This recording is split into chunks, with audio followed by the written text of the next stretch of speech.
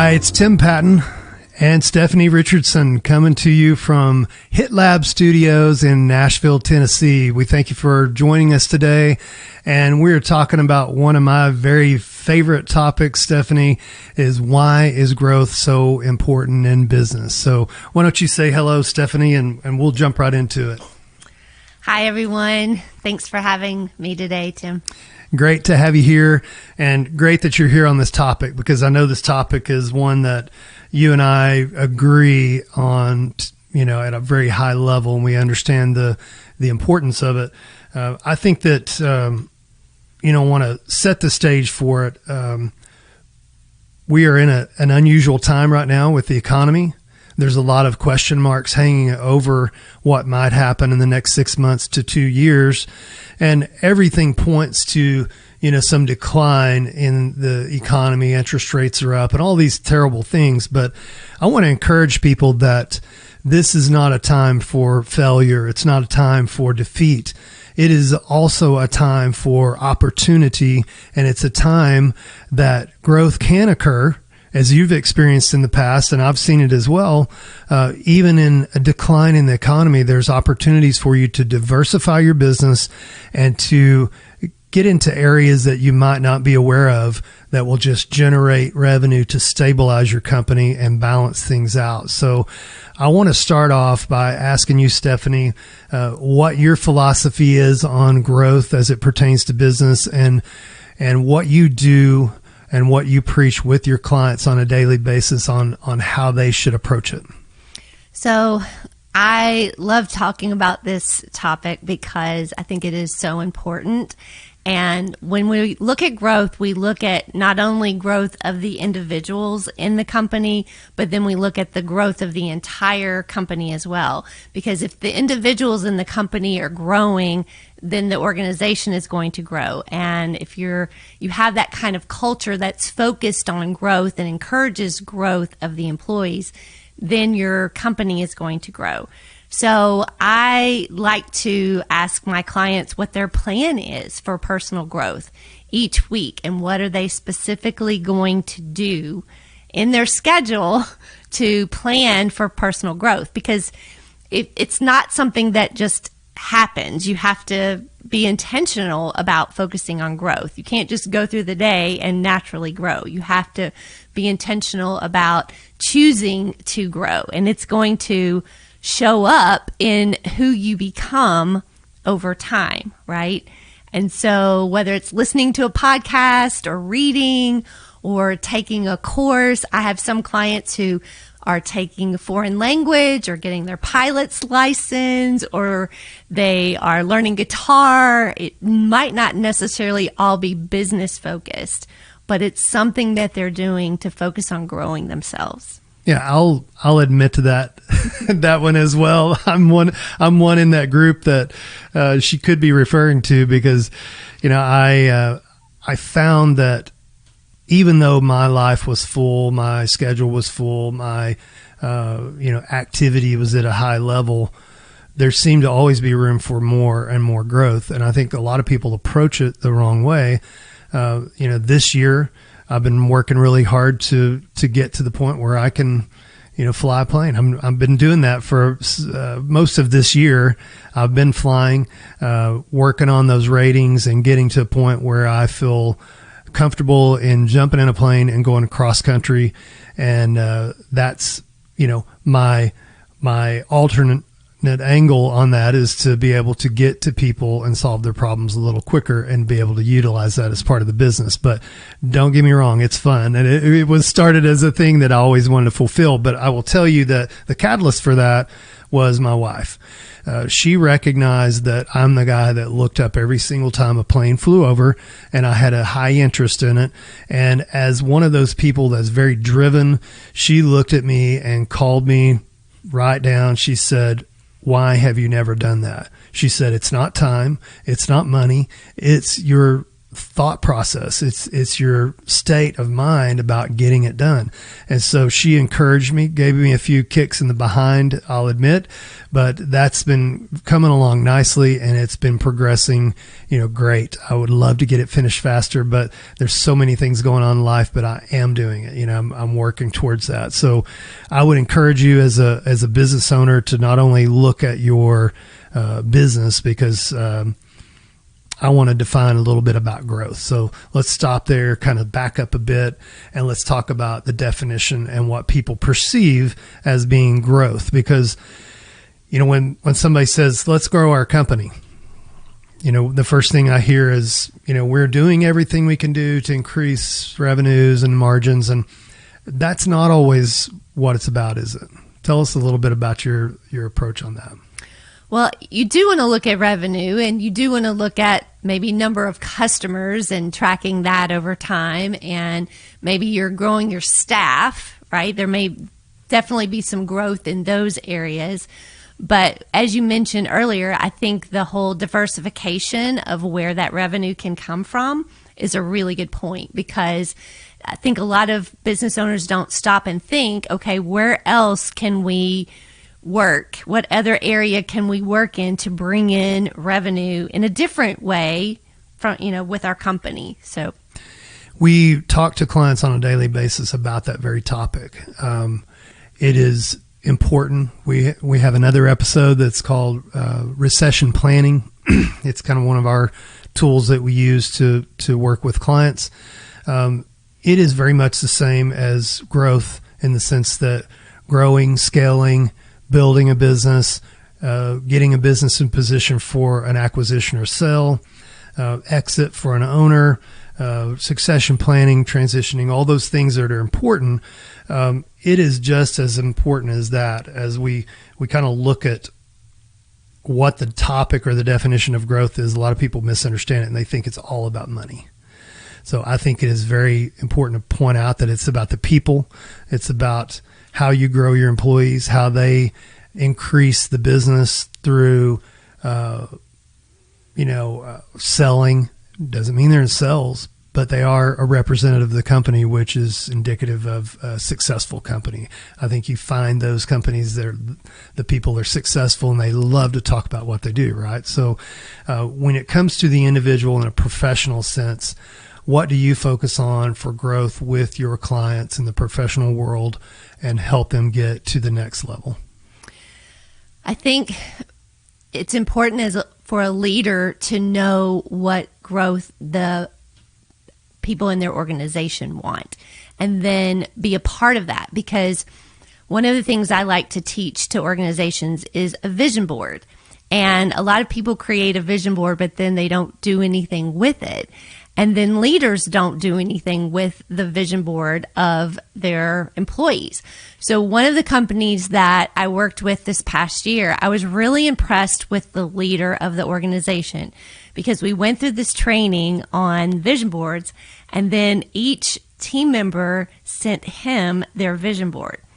And then he printed all of them off and hung them up in his office.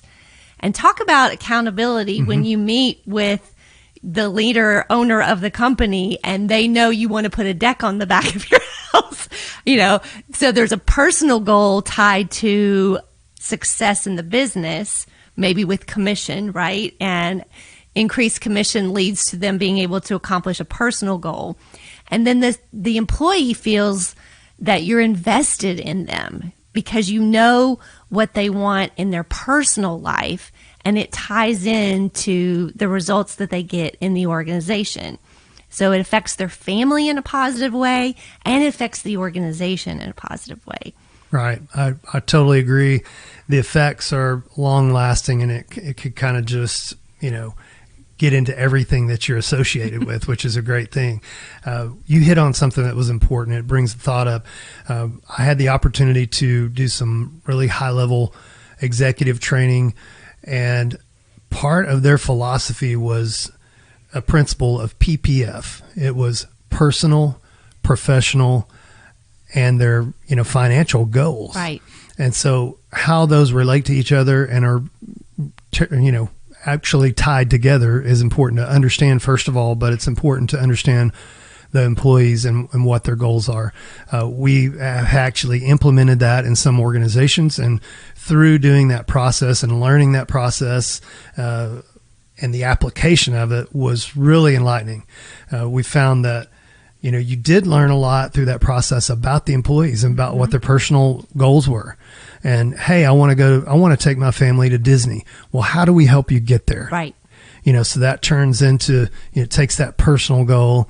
And how do we elevate you professionally, enable you to, affect your financial goals, right, and all of those kind of work in harmony together. So I think that's a great point that you make. It's important to kind of understand that concept and understand how the application of it and what you can get out of it with your employees. So if you're willing to sit down with them, and one of the things I love to do is a couple of elements, a small SWOT analysis on a personal level, find out what they really feel like, the strengths are on their personal level, strengths with the organization are, likewise with the opportunities and the other things involved in the SWOT analysis.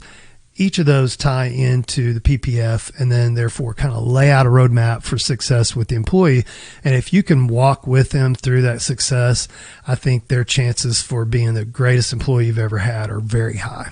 I think there's loyalty that's built because it shows as a leader you're invested in them as an individual. They're not a number, but you actually care about them and their personal life, and that you're spending the time really diving into what are their goals and what do they want to accomplish, not only professionally, but also personally. Yeah. So, one of the questions that we get posed a lot is, how do I grow my company?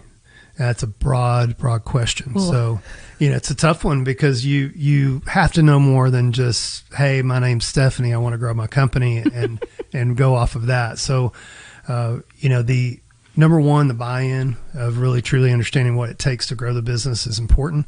And getting all those things in place, we work really hard with our clients to do that. We come into the organization, sit down with them, do just what we talked about forecasting those goals. Where we feel like we differ is the fact that the execution piece is many times missing. Mm. So how many times have you worked with clients where they had to go, and I'm talking about not your personal clients now, but work with clients that have engaged in some type of program or platform, got great input, and then didn't do anything with it? What's your experience with that? Oh, I think that happens all the time. I think we all do that ourselves. We go to a conference or a workshop, and then we don't actually implement anything that we've learned. And I was just talking with a client about that earlier this morning, actually, because he was saying that he had a personal growth goal to read a specific number of books. And it was a really high number of books that he wants to read in the next year. And I said to him, so what are you going to do with those 30 books that you want to read?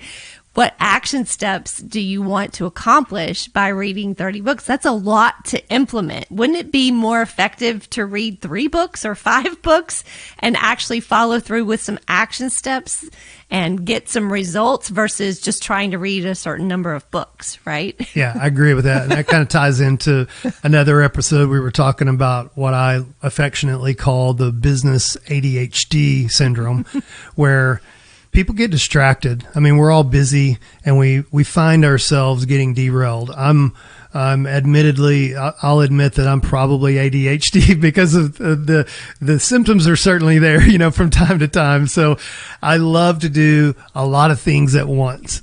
Am I great at all of those at the same time? Probably not. What seems most effective for me is building that plan, and dumbing it down in the simplest form is just the first thing I do every morning is I spend my coffee time writing out what I've got to get accomplished that day. And they don't necessarily go in order of priority, but I know that I can list those things out, and it makes me feel accomplished at the end of the day that I had some success in getting those things done. You have to be careful not to overload, of course, too many things.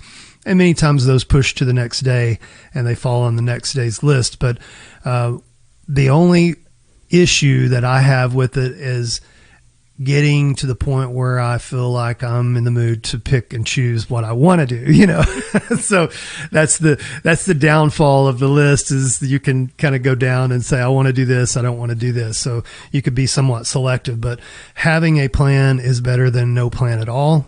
I like to say that, and I like to feel like having that direction and understanding, and just sometimes just speaking the words of what you're trying to accomplish is so important, because after it comes out of your mouth, isn't it quite different? Well, for example, there are some chiropractors that I work with, and we knew we specifically wanted to increase the number of patients that they were seeing a month. And so that was one area that they wanted to grow in. And so you have to decide, what areas do you want to grow in your business, right? Maybe that's not important to someone else, but to them, that was an important goal. So that's what we zoned in on. And we went from them seeing 100 patients a month to seeing about 450 a month now. And so, of course, that means increased revenue, which leads to all kinds of wonderful things that they can spend marketing money on and hire employees, and right. So, but you have to define, what do you want that growth to look like? What numbers do you want to target, right? But then also, I think it's important for owners, especially, I call it CEO time. I really encourage them each week, at the end of the week, to have some just quiet assessment time and really think back on the week and go, okay, what went well this week? Maybe do some journaling or think through what went well this week. What didn't go so well? What do I need to do differently? What are some action steps I need to take to move the needle to grow my business next week or next month or whatever it might be? But giving yourself the gift of time to really stop and assess, that just gives you so much insight and awareness. And that's what coaching does, is it brings that increased insight and awareness, because most people don't stop and take the time to do that. Yeah, I totally agree. And I think that, it's important to say that getting a coach is important. I mean, I know you're biased. You are one, and a little bit biased. You're great at what you do, and I've seen the results with some of the folks that I've interacted with, and they speak highly of the ability to kind of give them some direction. And again, those that feel like they have got it all right. I was that guy at one time in my career, and I felt like my way was the right way, and found out later on that it wasn't the right way, and that there were people that were way further down the line and had a wealth of knowledge that I could just simply ask or draw on. And in your case, the professional coaching can take someone to completely another level. So speaking of time, we're out of time for today. So we want to thank you guys for joining us today for this episode, although it be fairly short, coming from Hit Lab Studios here in Nashville, Tennessee. I want to thank Stephanie Richardson, and please reach out and learn how you can grow by being helped through either professional coaching or business professional consulting like our organization does.